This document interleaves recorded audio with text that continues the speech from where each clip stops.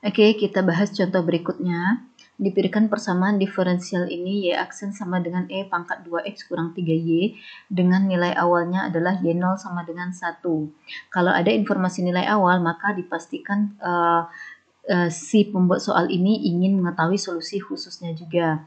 Jadi pertanyaannya adalah temukan solusi umum, temukan solusi khusus, kemudian di sini saya tambahkan hitung nilai y pada x sama dengan 1.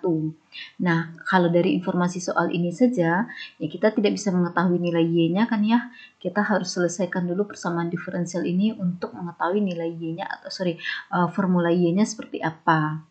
Nah, di sini kita akan tidak bisa menggunakan persamaan diferensial separabel. Alasannya adalah karena y aksen kan sama dengan dx ya.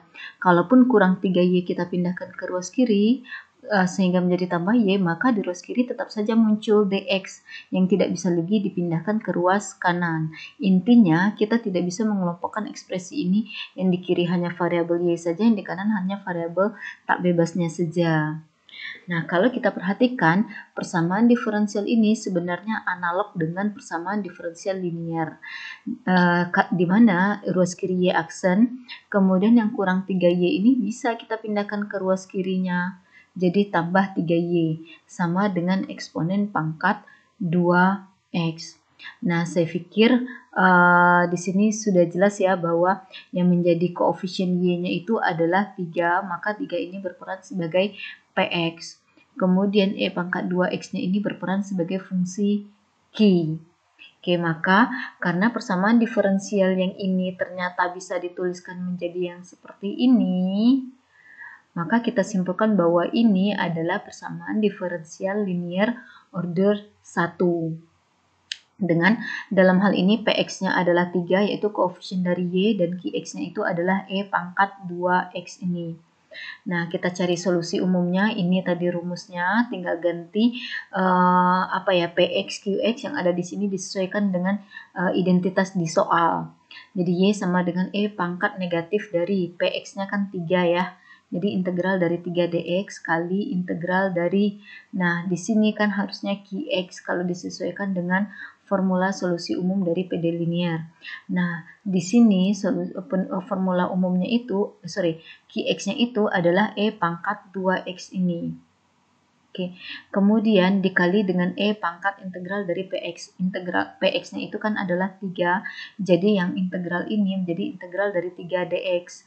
Kemudian eksponen dari ini. Oke. Nah, di sini integral dari 3 itu kan sama dengan 3x tambah c ya. Namun kita abaikan saja dulu tambah c-nya sehingga kita bisa menuliskan e pangkat negatif 3 menjadi e pangkat negatif 3x. Kemudian untuk yang ini, integral dari 3 adalah 3x.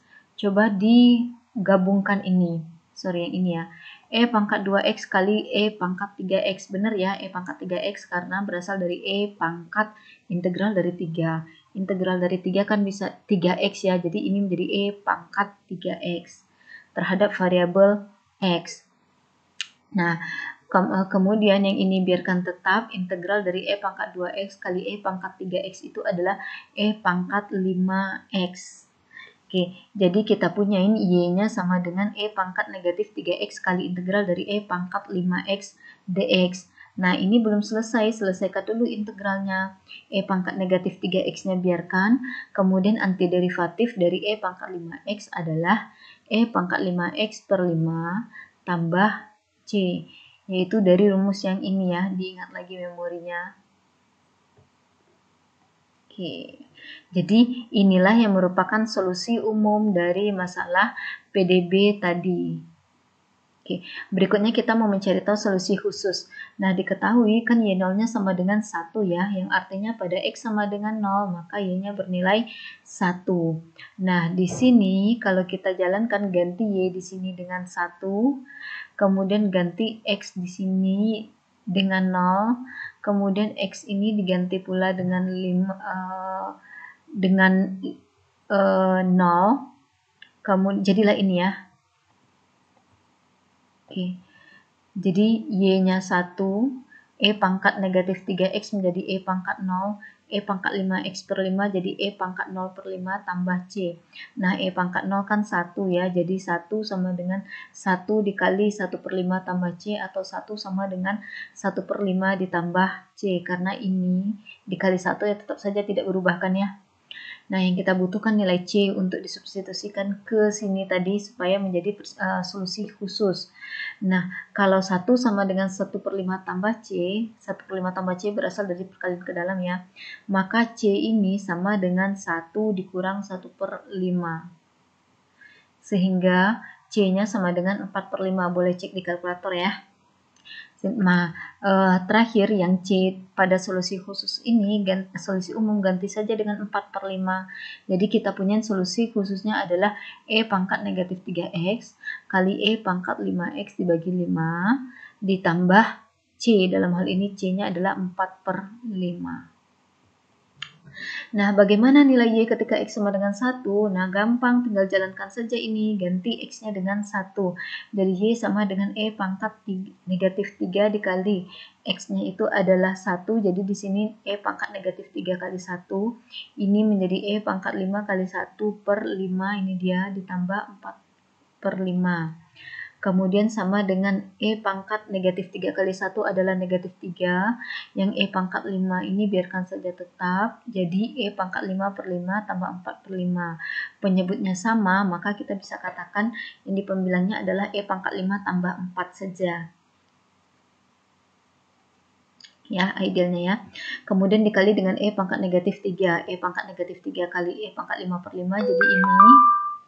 Kemudian E pangkat negatif 3 kali 4 per 5 ini menjadi ini ya. Nah, kemudian kita gabungkan, kebetulan E pangkat negatif 3 kali E pangkat 5 bisa disederhanakan menjadi E pangkat 2 saja.